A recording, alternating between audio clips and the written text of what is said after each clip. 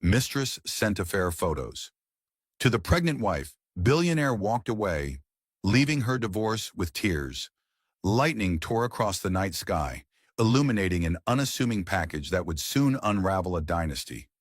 Inside the gilded halls of the Laurent estate, Celeste Laurent, pregnant heiress and beloved philanthropist, paced anxiously by a tall window. She clutched her stomach, a primal concern stirring for the child she carried, even as tension rippled through her slender frame. Her husband, Armand Laurent, was known worldwide as the billionaire prodigy behind Laurent Innovations, a corporate empire that stretched from New York's financial district to the rising tech hubs of Singapore. Though Celeste believed in his decency and, more importantly, his love, she couldn't shake the sense that something was terribly wrong. Armand had not been home in 3 days. Whispers among the household staff spoke of urgent business deals and delayed flights. But Celeste felt these were mere cover stories. She had supported Armand from the moment they met, back when he was a sharp-minded entrepreneur with bold ideas, not yet crowned by countless magazine covers. Their whirlwind romance thrilled the paparazzi, who saw them as the fairy tale couple. Armand was handsome, with an aristocratic bearing and a penchant for smoky cologne that made every moment near him feel electric. Celeste, soft-spoken yet resolute, brought a breath of fresh air into his high-pressure world. Their wedding was a modest affair by billionaire standards, focusing on family and genuine emotion rather than glitz. In the beginning, they were unstoppable. Celeste championed causes close to her heart, funding schools in underserved communities and organizing galas to support expectant mothers lacking resources. Armand, in turn, scaled Laurent Innovations into new markets. He always promised that everything he did was for her, and soon enough, for the child they planned to bring into the world. Yet over the past several months, a distance had formed between them. Late-night phone calls, cryptic text messages, and a new marketing executive named Emmeline Drake loomed like shadows in the corner of Celeste's mind. She wanted to trust her husband, but deep down an unknown fear coiled. Then, on this storm-lashed evening, an envelope was delivered. Its contents, photos that would devastate Celeste, would force her to make a choice no one would have predicted. In my personal opinion, if I found myself pregnant and alone in a silent mansion with suspicions creeping in, I'd feel a mix of anger and dread. How about you, dear reader? Would you open that mysterious envelope right away, or would the fear of what you might find make you hesitate? Let me know your thoughts. Sometimes sharing helps us realize what we truly do. Celeste tore open the envelope with trembling hands.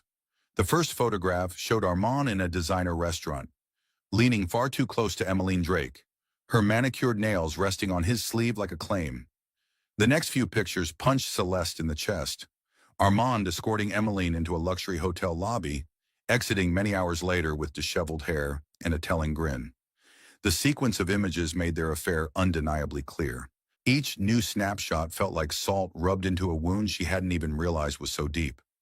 When she reached the last photo, Celeste saw something even more jarring. Armand and Emmeline's faces lit by a phone's glow, captured in a way that suggested their secrecy was part of the thrill. A short, typed note fell out. "You deserve the truth." That single line, stark against the pale paper, slammed Celeste with betrayal. He was her husband, she was carrying his child, and yet here was visual confirmation that he'd been unfaithful. Her heart hammered, but a cold clarity seized her. After a rushed phone call to the private driver, Celeste quietly left the estate, avoiding staff members who might inquire about her well-being. She needed to confront Armand in a place he couldn't run from the truth. She texted him, "Meet me at your downtown office." Now, despite the lateness of the hour, she had no patience to wait for morning. Armand arrived in his sleek black sedan, stepping out into the grim drizzle of midnight as if he were still in control. Slicked back dark hair and a perfectly tailored suit might have convinced others of his composure, but Celeste saw the tension in his eyes the moment he spotted her. She stood under the building's harsh, fluorescent lights, a storm in her gaze. He tried to greet her with feigned warmth, but her expression silenced him. Holding up the photos, Celeste demanded, "Explain." He stammered an apology, claiming it had been a mistake. A single lapse, a blurred boundary between business and personal feelings. But she had evidence of multiple encounters. Emmeline's name hung in the stagnant air. The confession that followed would set the divorce in motion. When you see your worst fears made real, it can feel like an out-of-body experience. Personally, I'd be overwhelmed by heartbreak and fury. Would you confront the person right away, or would you need time to process? Let me know how you think you'd handle such a shocking revelation. A fierce wind whipped Celeste's hair against her cheeks. She felt simultaneously numb and hyper-aware of every heartbeat. The fluorescent lighting of the office's parking garage made everything appear sterile, even this devastating confrontation. Armand, usually so poised, looked undone. Raindrops slid down the collar of his expensive suit, and for a fleeting moment, she thought he actually appeared sorry. But her fury coiled like a viper, striking whenever he tried to formulate an excuse.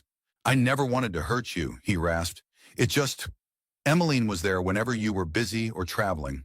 It felt like we had a connection. I never meant to..." "You never meant to," Celeste repeated, her voice slicing through the air. "But you did. I'm carrying our child, Armand." Anguish coated her words. Their unborn baby had been the center of every plan they made, every philanthropic endeavor, every glowing daydream about the future. The raw realization that he risked their family for a fling made her stomach lurch. She turned away, tears stinging her eyes. As she stared at the concrete pillars around them, her mind drifted to the day she discovered she was pregnant. Armand had swung her in his arms, promising to protect and treasure her forever. Now that promise was in ruins. Lowering his head, Armand confessed the emotional gap that had grown between them. "You were consumed with charitable work and setting up grants for mothers in need. I felt isolated. My business expansions took me overseas and I drifted. Emmeline was..." Comfort. Celeste's heart twisted. She remembered her father, Conrad Dawson, once warning her about the pitfalls of a marriage strained by ambition. But she'd been so sure their love could surpass any obstacle. She shuddered in the cold dampness of the garage. "How could you keep this from me? And Emmeline, did she send these photos?" Armand's voice faltered. "She's been urging me to file for divorce so we could be together publicly. I refused. I never thought she'd go this far." His words only deepened Celeste's heartbreak. Emmeline had practically declared war on their marriage. Whether Armand truly loved Celeste or not seemed irrelevant now. The damage was done, and Emmeline had struck a blow she could not ignore. "I find it staggering when secrets are laid bare in such a brutal manner. My personal belief is that no good can come of hiding the truth for too long. What do you think? If someone felt neglected, does it justify an affair, or is there always a better choice? Share your viewpoint. I'm eager to learn how others see this." That same night, Celeste drove away without a final word. The next day, she packed essential belongings, ignoring the extravagant closets she once curated so carefully. She slipped into a simpler dress, refusing the staff's offers to help, and headed straight to her parents' home on the outskirts of the city. Conrad and Harriet Dawson greeted her with protective warmth, though the shock on their faces was unmistakable when Celeste tearfully confided in them. Harriet smoothed her daughter's hair, heartbroken that Celeste was enduring this betrayal while pregnant. "You don't have to figure everything out today," she whispered, her maternal instincts kicking in. "You can stay here as long as you need." But Celeste's sense of betrayal mixed with a fierce determination. She wanted answers, but more importantly, she wanted freedom from the lies she'd been forced to live. Within hours, she contacted a top divorce attorney, Miriam Rosso. Miriam was known in high society circles for her unyielding approach, someone who had no fear of tangling with the most powerful families. Miriam listened patiently, scribbling notes as Celeste described every detail, from Armand's late-night absences to the damning photographs sent by Emmeline. Nodding gravely, Miriam said, "Given your condition and the emotional distress, we'll file under adultery and request appropriate support. I urge you not to underestimate how quickly Armand's legal team might move to control the narrative." Celeste swallowed hard, picturing Armand's lawyers spinning a story that she had driven him away, or that the marriage had been on the rocks for months. None of it would change the raw truth. He slept with someone else while she carried his child. "I don't care about the money or property," Celeste stated with a shaky voice. "I just want a clean break." Conrad insisted that Celeste consider her future and the baby's well-being. Harriet agreed. "Your father and I will support any decision," she said, But be careful. You have rights. Don't throw them away to spare Armand. Miriam gave Celeste a firm yet understanding look. This isn't about vengeance. It's about justice and ensuring you and your child are protected. In my view, there's nothing wrong with fighting for what you deserve, especially when a child's future is at stake. Do you agree that standing up for yourself is vital, or do you believe in walking away with nothing but your pride intact? I'd love to hear how you'd navigate these stormy legal waters. While Celeste prepared legal documents, Emmeline Drake was busy orchestrating her next move.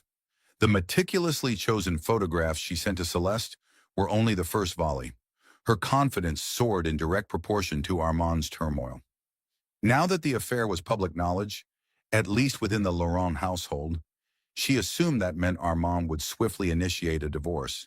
She pictured herself on Armand's arm at charity galas, stepping into the role of the new Mrs. Laurent. However, to Emmeline's disgust, Armand kept his distance. He stopped answering her late-night calls, canceled meetings he once insisted she attend, and generally seemed paralyzed by shame and regret. Impatient, Emmeline pressed forward, sending texts that vibrated Armand's phone at every odd hour. You can't hide forever. Choose me or lose me. Armand buried himself in his corner office, staring out at the vast skyline of a city he once believed he controlled.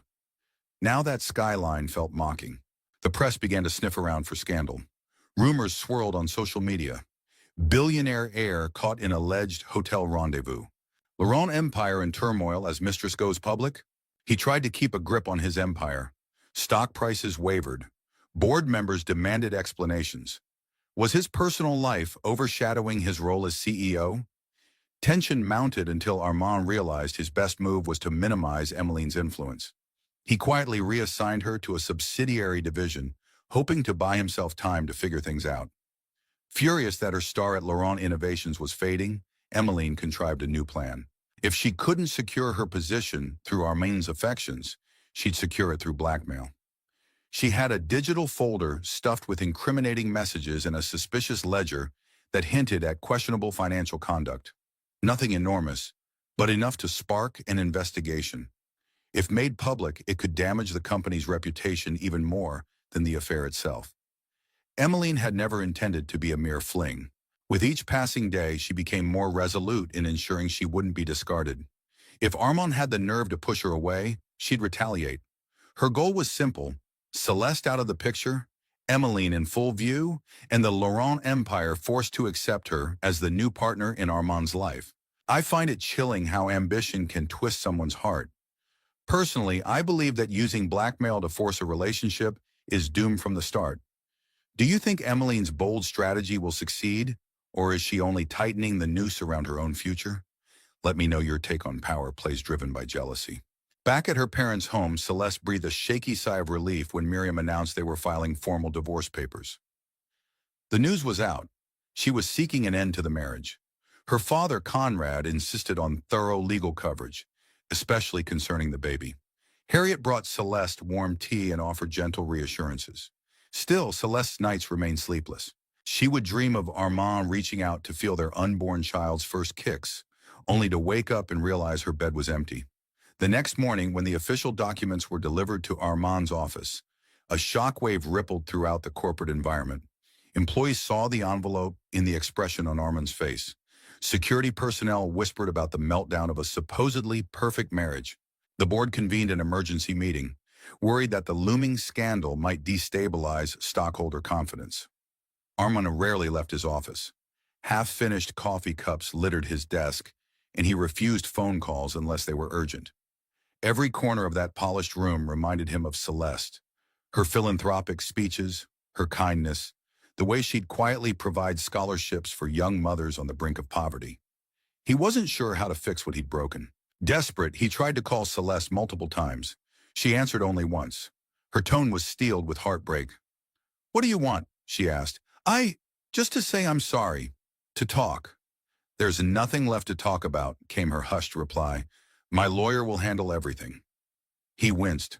No matter how many billions of dollars he had, or how many large-scale business deals he'd orchestrated, he found himself helpless here.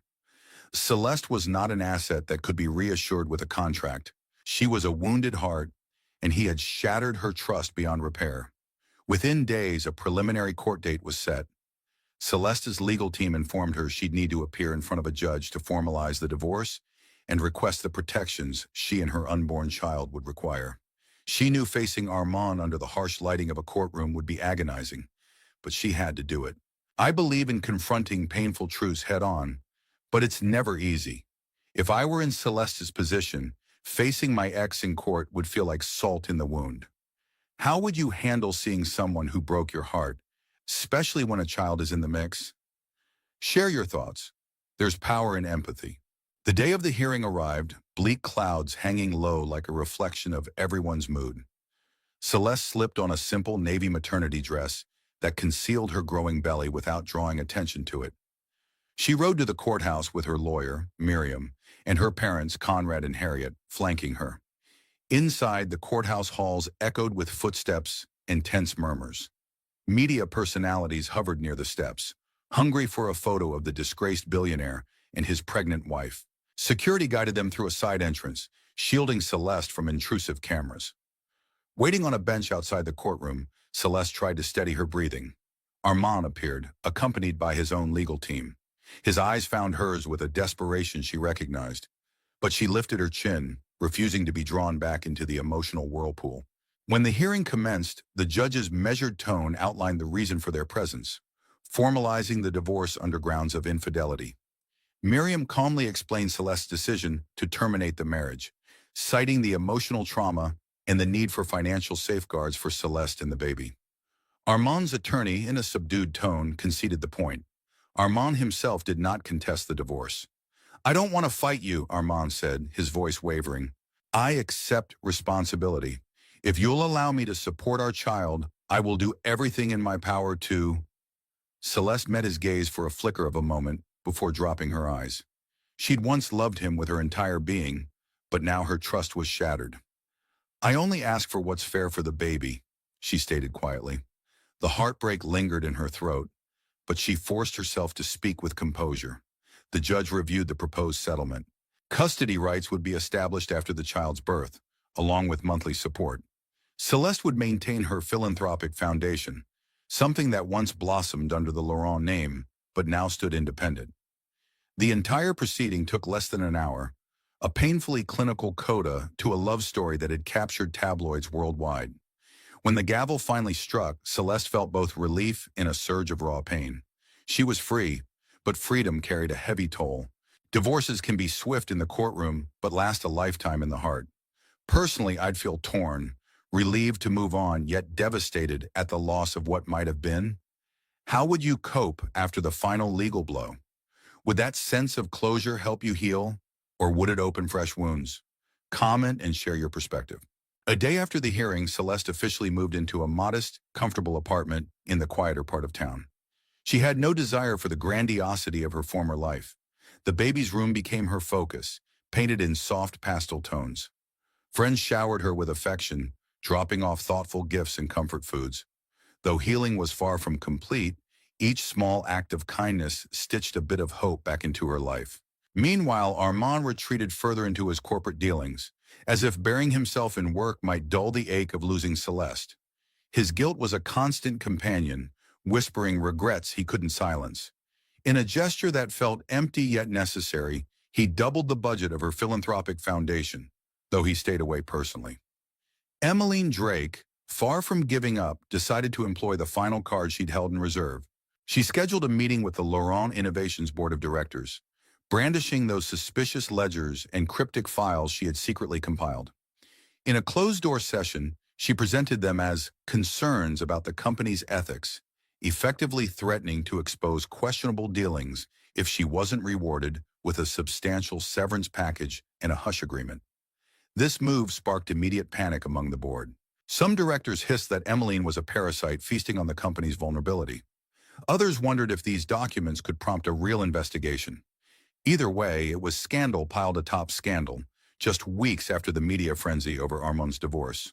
Armand stormed into the meeting, veins throbbing in his temples. Emmeline's triumphant smile fueled his anger.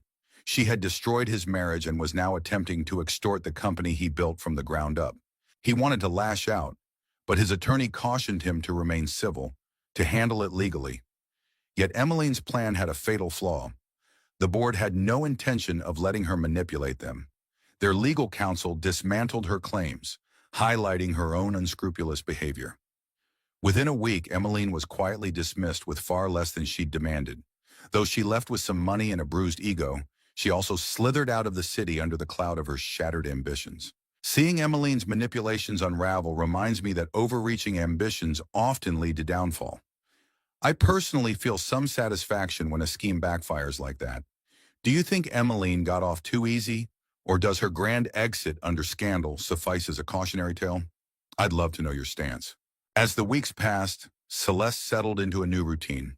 She reconnected with Justine Barlow, a longtime friend who encouraged her to return to painting and writing, creative outlets Celeste had set aside when she first married.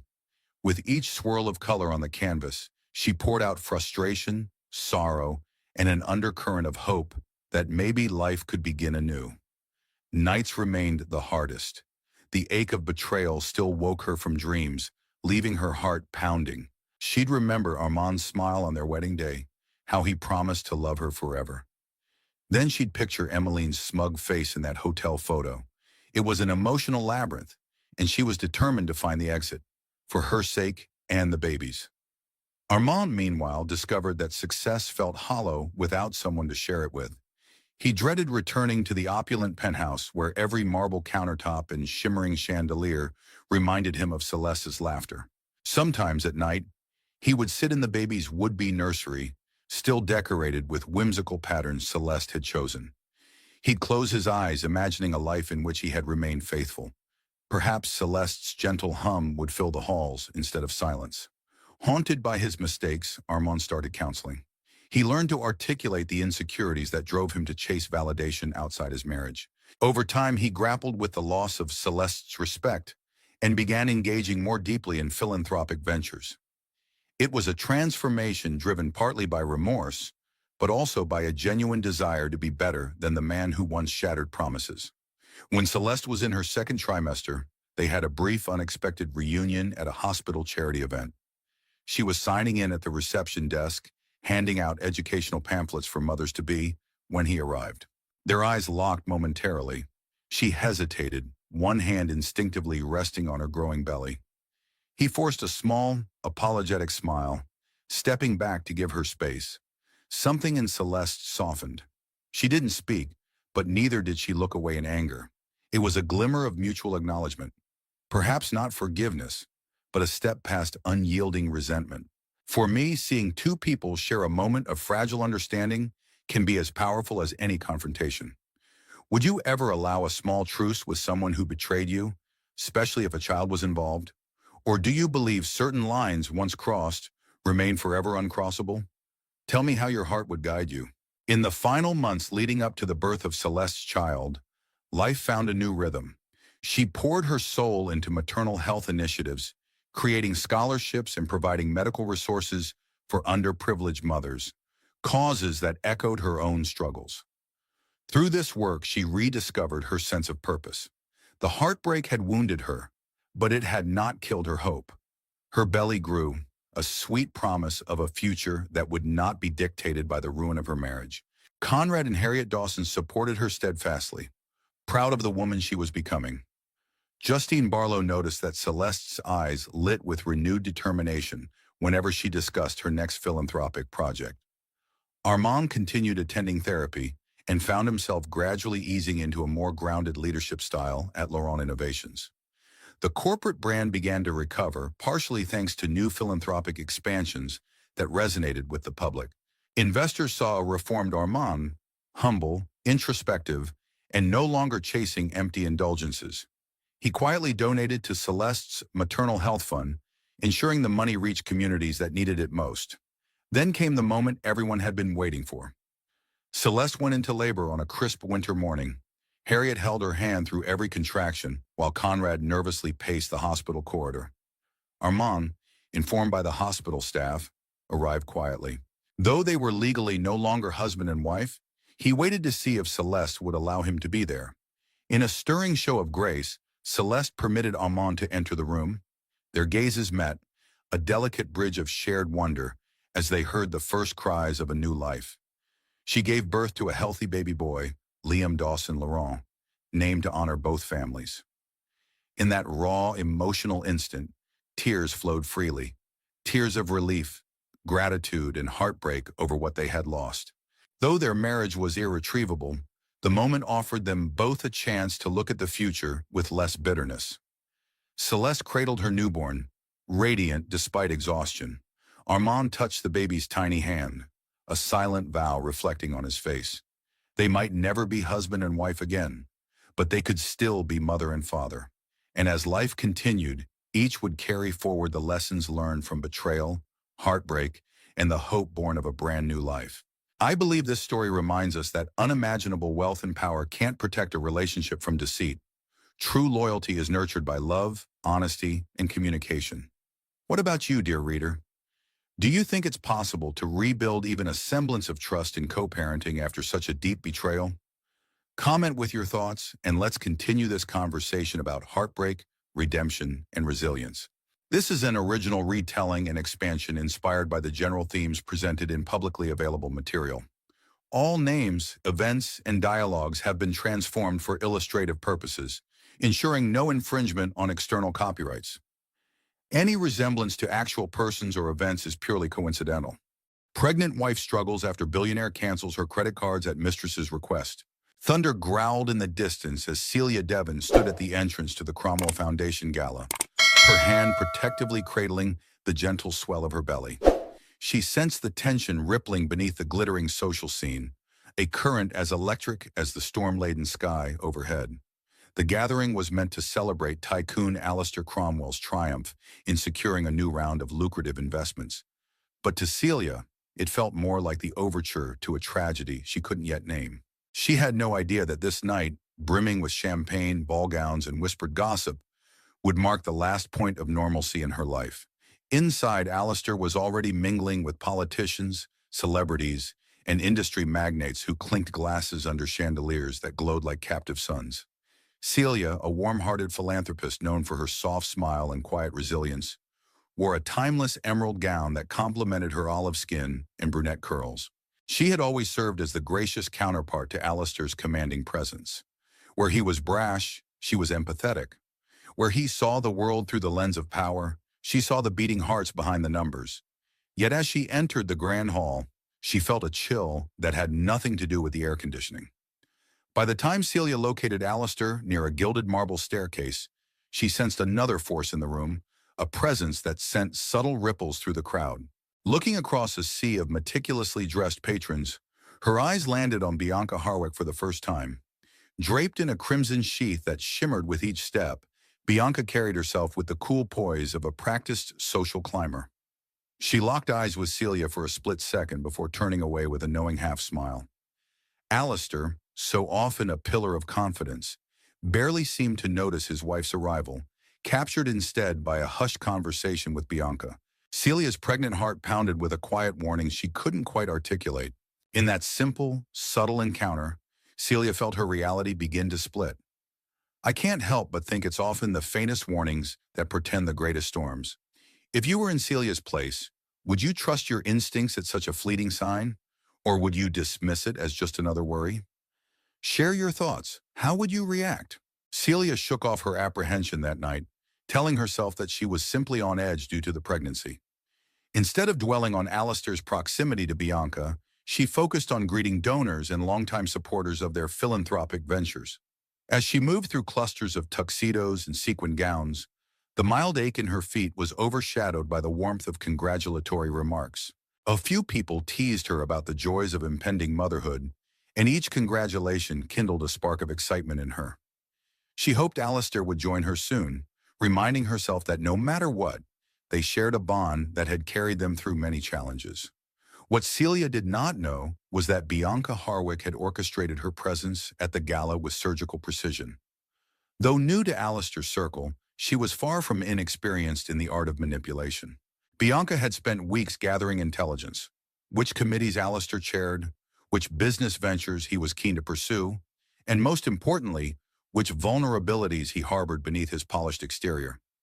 By the time the gala invitations went out, she had already arranged an entire campaign of coincidental encounters, ensuring Alistair would find her alluring, ambitious, and indispensable.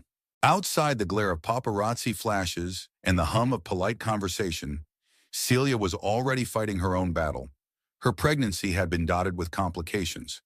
Regular checkups indicated she needed to reduce stress and maintain a healthy diet, but the worry lines on her brow hinted that this was easier said than done.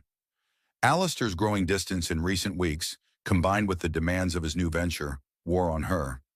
He came home late, left early, and seemed perpetually distracted. Every time she tried to address it, he insisted it was only business. Hadn't she wanted him to expand, to broaden the empire so they could do even more good in the world? Celia didn't argue, but the sense of unease from earlier refused to dissipate. To me, it feels that uneasy silence can be more damaging than a heated argument. Would you confront a distant partner, or would you let it slide to keep the peace, especially if there's a child on the way? I'd love to know. Do you think open conflict is better than silent doubt? Weeks passed, and Celia's concerns ballooned. Alistair was away on business more often than ever, usually accompanied by Bianca, who was billed as his marketing strategist. Sometimes he would half-heartedly invite Celia along, but only for perfunctory dinners or events where she felt like an accessory rather than a partner. The real conversations, the crucial negotiations, the overseas flights, the closed-door meetings, those all featured Bianca in a starring role. Celia made a note to check the household's finances, suspecting something amiss when her usual grocery trip became a dance of budget constraints. She was never reckless with spending, but she had begun noticing that certain accounts seemed to have unusual holds or lesser balances than she remembered. When she hesitantly approached Alistair about it, he waved off her questions.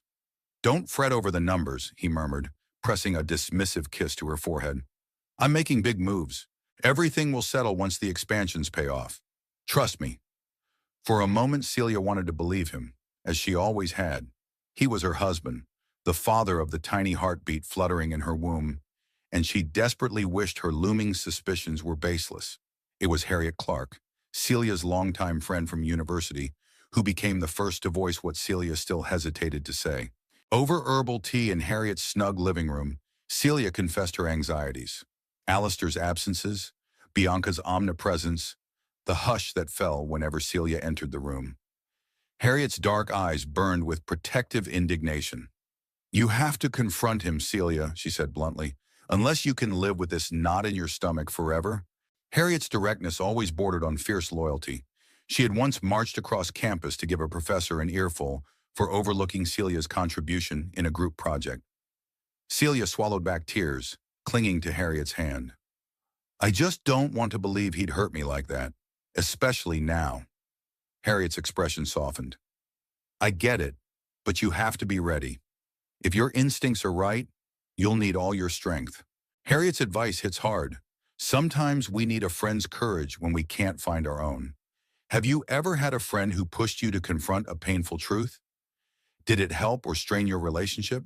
Please share your experiences. Celia promised Harriet she'd keep her eyes open. Indeed, she began noticing details she had once overlooked. She spotted text messages on Alistair's phone, left carelessly in their living room, a few from Bianca that read oddly like private jokes. Then one evening, Celia found an airline receipt for 2 first-class seats to Dubai, even though Alistair had claimed he was traveling alone to secure a Middle Eastern investment. The shock simmered into a dull ache. She considered confronting Alistair immediately, but worried it would escalate into a blowout that might jeopardize her already delicate pregnancy. Bianca, meanwhile, was settling into Alistair's life with an unapologetic flourish. She was cunning enough to realize that as long as Celia was around, Alistair might keep one foot in his old life. Bianca's ambition dictated that Celia had to be completely sidelined, stripped of resources, status, and any emotional leverage. A late dinner in Alistair's private suite became the perfect stage for Bianca's next move. She coaxed him into unveiling more and more about his financial dealings, sharing selective tips on which accounts to consolidate and which legal loopholes could keep a spouse from meddling with business growth. Flattered by Bianca's calculated praise, "You're a visionary, Alistair. Why let anyone hold you back?" Alistair allowed himself to be swept deeper into her thrall. Soon, under Bianca's guidance, he made intangible shifts in his bank accounts, siphoning money into expansions that may or may not be legitimate. In her persuasive tone, Bianca constantly hinted that Celia's spending was unnecessary or misguided, subtly eroding Alistair's confidence in his wife. Still, the moment that sealed Celia's fate arrived abruptly. At a luxurious brunch in a downtown penthouse, a minor disagreement flared between Alistair and Celia over next year's philanthropic budget. Celia wanted more funds to go to a children's hospital, while Alistair believed they should pivot to high-profile, prestige charities for a better public image. Bianca seized the opportunity, leaning into Alistair's ear to apologize for eavesdropping, but also to mention how a certain consultant recommended drastically cutting personal expenses to funnel more cash into his business endeavors. By dessert, Alistair was convinced that Celia's philanthropic approach was not only naive, but actively detrimental to his big plans. When someone sows doubts in your closest relationships, it can feel like your world is shifting beneath you. Have you witnessed a loved one change dramatically due to an outsider's influence? What advice would you give to someone trapped in that situation? The stroke of the pen came a week later, but for Celia, the blow felt like a punch to the gut. She was at a local market, loading her cart with essentials, fresh produce, prenatal vitamins, gentle detergents safe for newborn skin, when her credit card declined. A line formed behind her, impatient customers huffing and rolling their eyes. Confused, she tried another card. Again, declined. Her cheeks burned with embarrassment. She fumbled to gather whatever cash she had on hand, finally managing to pay for only half her groceries. Driving straight to her bank, she pleaded for an explanation, certain it must be a clerical error. The bank manager spoke softly but with finality. Her husband, Alistair Cromwell, had revoked her access, citing business restructuring. Nothing could be done unless Alistair reversed the directive. Heart-pounding, Celia left, mind reeling with possible reasons. Had they fallen into secret financial ruin? Was the big expansion failing? Or was this exactly what Harriet had warned her about, Bianca's sabotage in action? That evening, Celia confronted Alistair the moment he walked in, standing rigidly by the living room fireplace. He seemed exasperated by her questions. "I told you, I need the liquidity," he said without shame. "I have to ensure funds go where they'll grow. We can't be frivolous right now." Celia's voice trembled as she pointed out that essential items for their baby were hardly frivolous. Instead of a reasonable explanation, she was met with a chilling lack of emotion. "I'll take care of the baby," Alistair said in a tone more fitting for a business pitch than a father. "But I can't have you draining resources. I'm sorry if it's hard to understand, but this is the future of my empire." My heart aches whenever I imagine Celia's humiliation at the store. Cutting off someone financially is a form of control that can be devastating. Do you think you'd be able to keep calm and fight back legally, or would the emotional impact undermine your resolve? Feel free to discuss. In a flash, Celia realized that her world was not only fracturing, but also collapsing under the weight of deliberate cruelty. When Alistair made it clear he wanted her out of the mansion, out of sight, out of mind, her worst fears became reality. The father of her unborn child, once a charismatic dreamer who'd spun tales of building schools and hospitals, had devolved into an unrecognizable figure chasing only personal gain. On the night he told her to find somewhere else to stay, Celia packed a small suitcase with trembling hands. She left behind the towering staircases, the gleaming marble floors, and the memory of the life she once cherished. Harriet provided immediate refuge, ushering Celia into her modest townhouse.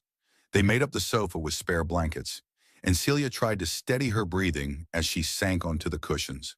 She was homeless, disconnected from any financial safety net, and heavily pregnant. Could it get worse? Harriet gently reminded her that if she needed legal recourse, she'd find it. That flicker of hope pushed Celia to contact Philippa Rawlings, a well-respected family lawyer known for her fearlessness in court. Meanwhile, Bianca reveled in her triumph. Alistair was fully in her pocket now, malleable to her ambitions. She began pitching daring business expansions faster than Alistair could keep up, funneling money into questionable marketing campaigns and funneling her own name into bigger circles. Yet her victory was not as stable as it seemed. The more Alistair leaned on her, the more he scrutinized her. He rarely let her out of his sight, and his controlling streak began to rear its head. Checking her phone, questioning her meetings, pestering about trivial details. It was a far cry from the glamorous liaison Bianca had envisioned. Celia, on the other hand, was mustering every ounce of courage she had left.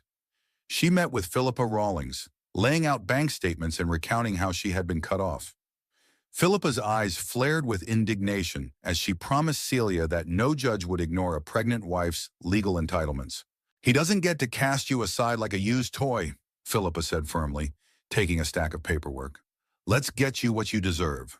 Isn't it remarkable how adversity can spark new strength we never knew we possessed? Have you ever faced a situation where you found yourself far braver than you'd imagined? Let's discuss how hardship can reveal hidden resilience. The legal battle began with a small but meaningful victory. Philippa filed a motion for temporary support.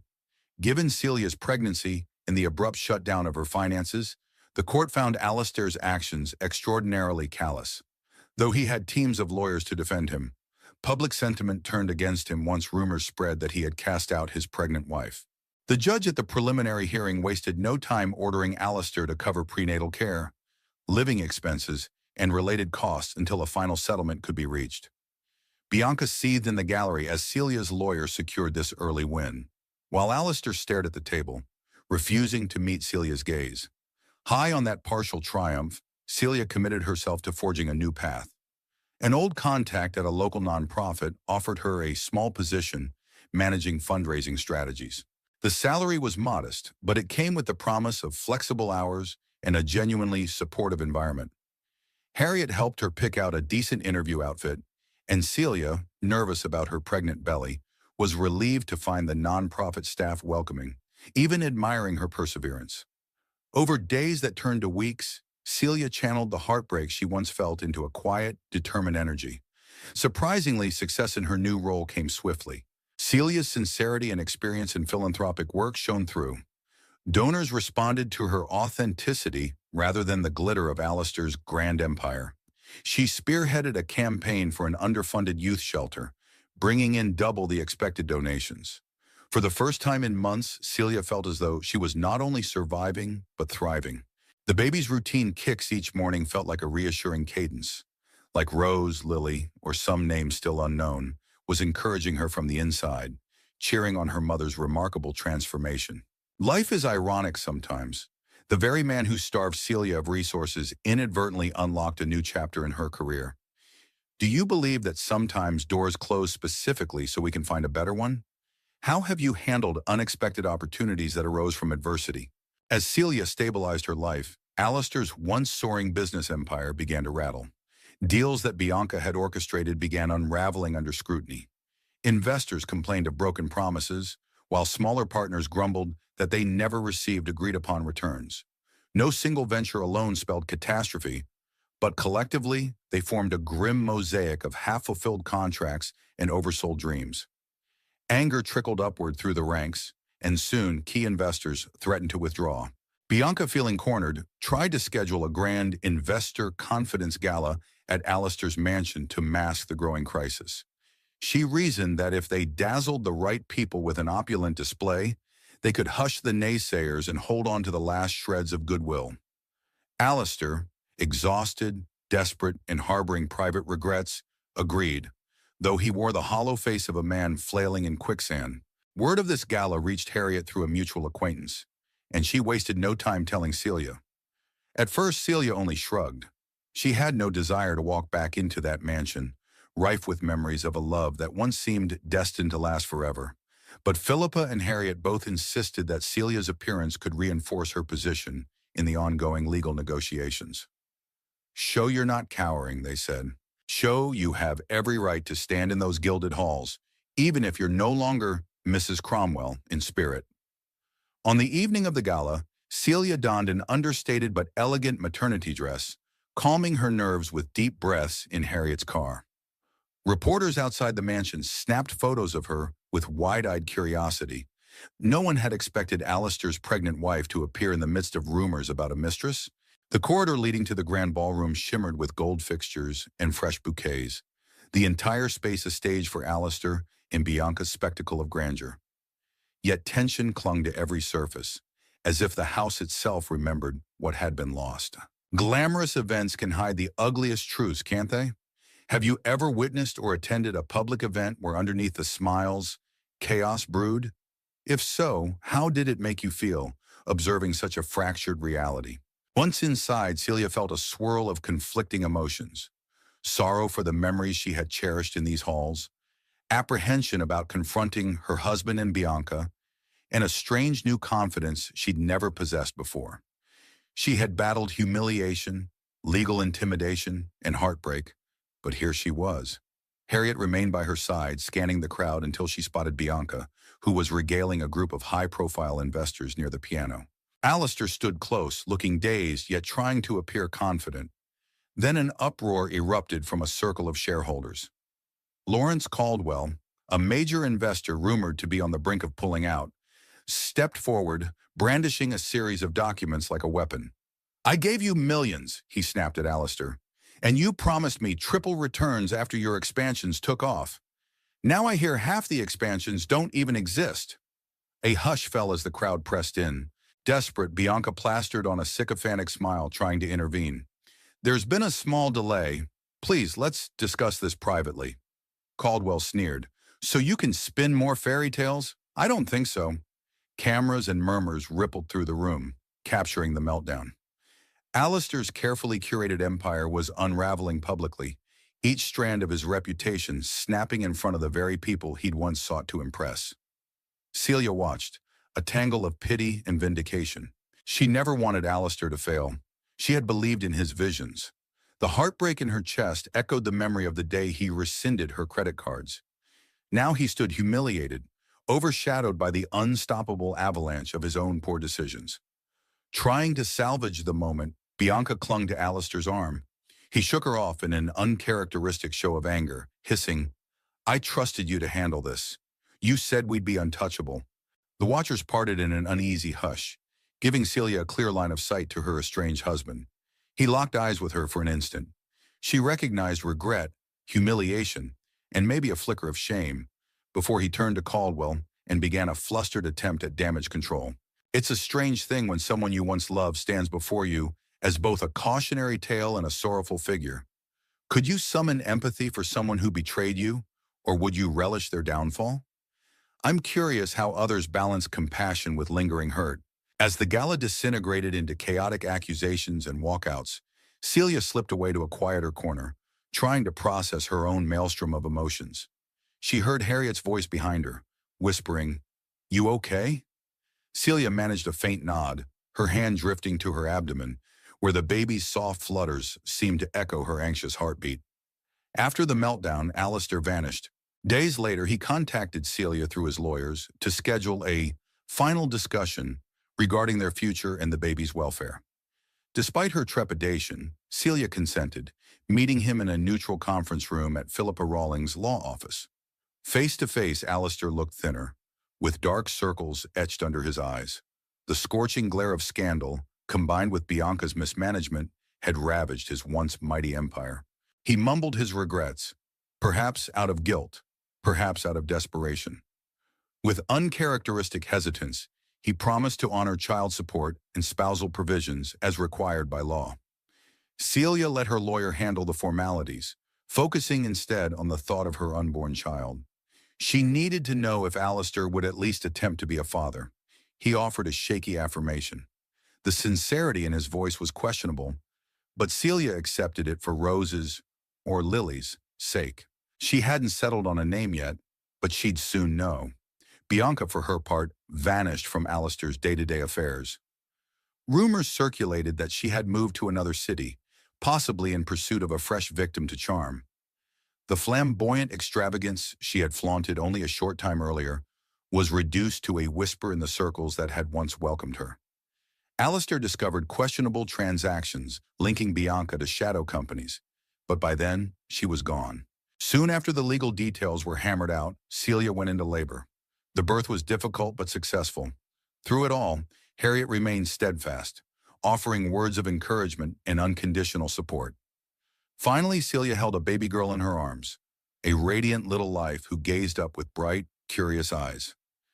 In that tender moment, the mansion, the credit cards, and the betrayal all seemed far away. The child she named Rose embodied the promise of a new beginning, Cradling a newborn can make everything else seem inconsequential, don't you think? If you've had children, how did that moment change your perspective on what truly matters? Celia's new life began in a modest but cozy apartment not far from the nonprofit office. She furnished it with simplicity and warmth, second-hand furniture carefully chosen for comfort, fresh flowers on the windowsill, and a small crib beside her bed where Rose gurgled contentedly. Her daily routine involved feeding Rose at dawn, making coffee, and managing her nonprofit duties from home when possible. On some weekends, Harriet whisked her and the baby off for short outings to the park, a world of strollers, gentle breezes, and squealing toddlers that felt refreshingly normal. Legally, Celia's divorce settlement concluded with enough support to ensure Rose's well-being. Alistair visited sporadically, bearing gifts that felt more like tokens of guilt than genuine paternal affection. Still, Celia allowed him to see Rose, holding on to a flicker of hope that one day he might show genuine responsibility as a father. If that never happened, she was prepared to raise her daughter alone, fortified by the sense of independence and self-worth she had found. In the aftermath, Alistair's empire survived, though diminished. He downsized staff and sold off large portions of his holdings. His name no longer inspired as much awe. People whispered about his dramatic downfall and the cunning mistress who had orchestrated it. If he managed to salvage a fraction of his fortune, it came at the cost of losing the one woman who had loved him sincerely. Bianca, rumored to be seeking new conquests in different circles, remained a ghostly cautionary tale, proof that ambition untethered from conscience can lead to ruin for everyone involved. In the glow of a pink sunrise one morning, Celia rocked baby Rose in her arms, gazing out the window at a city that had once dazzled her, but now no longer overshadowed her. She had faced betrayal at her most vulnerable moment and emerged with her spirit intact. "We made it," she whispered to Rose, pressing a kiss to the baby's soft forehead. And for the first time in a long while, Celia truly believed those words. She was no longer defined by what she lost. She was defined by the strength she gained in the process. The notion of walking out with nothing often underestimates how the intangible gifts, courage, self-discovery, inner peace, can surpass material losses. Would you say Celia ultimately gained more than she lost? Or do you believe certain damages can never be fully repaired? I'd love to hear your reflections and personal stories in the comments.